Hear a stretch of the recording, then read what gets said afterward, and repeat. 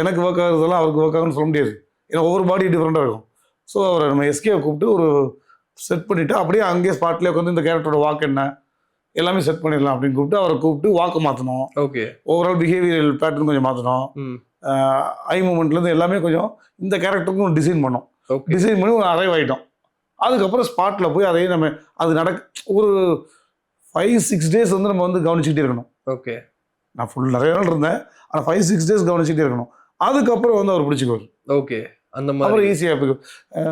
இன்னொன்று சொன்னார் முருகதாஸ் சார் வந்து யூஸ்வலான எஸ்கே தெரியக்கூடாது எனக்கு. ஓகே.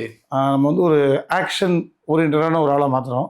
அப்படி ஒரு கேரக்டர் மாற்றுறோம்னா மாற்றுறது இல்லை, அப்படி ஒரு கேரக்டர் இருக்குது. அதனால் இந்த கேரக்டரில் அந்த யூஸ்வல் எஸ்கேவோட விஷயங்கள் எவ்வளோ மினிமம் பண்ண முடியுமோ மினிமம் பண்ணுங்க அப்படின்னா. ஸோ அதெல்லாம் தான் செஞ்சு வரணும். ஓகே. ஸோ இவ்வளோ விஷயங்கள் அப்படிங்கும்போது எஸ்கே அவர்கள் எப்படி இதை கற்றுக்கிட்டார், எப்படி இன்டேக் பண்ணிட்டார், எத்தனை நாள் அவருக்கான ட்ரைனிங் போச்சு, உடனே கற்றுக்கிட்டார்? அது எப்படி? இல்லை, நம்ம வாக் செட் பண்ணுறதுனா 1 or 2 டேஸில் முடிச்சிட்டோம். ஓகே. எல்லாமே ஸ்பாட்டில் சொல்கிறது அவருக்கு.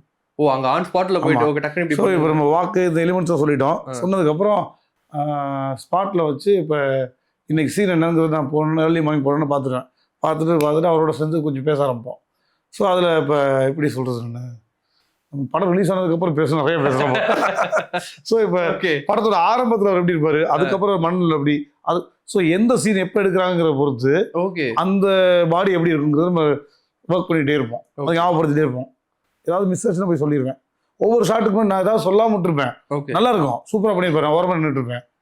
அவர் அங்கேருந்து தேடி என்னாச்சு அப்படி கேட்பாரு. ஓகே ஏதாவது நானே வர்றேன் அப்படின்னு. அவர் ஒவ்வொரு ஷாட்டுக்கு ராஜேஷை கூப்பிட்டு அப்படின்ட்டுருவாரு. டக்குனு ரசிட்டு அது அன்னை கூப்பிட்டாரு. அவர் பயங்கர ஆர்வமாக இருக்காரு. நான் ட்ரெயின் பண்ண எந்த ஆக்டருமே எனக்கு வந்து அது எனக்கு மட்டும் நடக்குதான்னு தெரியல, யாருமே வந்து முகத்தை தூக்குறதோ. சித்தார்த்துக்கு நான் பண்றப்ப அப்படிதான். சித்தார்த் வந்து ஏற்கனவே தியேட்டர்லாம் பண்ணுவோம் டெல்லியில. ஸோ அவருக்குலாம் பண்றப்ப நிறைய என்ன சொன்னாலும் கேட்டுக்குவார். நம்ம சொல்ற சஜஷன் சென்சிபிளா இருந்தால் கேட்டுக்குவாங்க எல்லாரும்.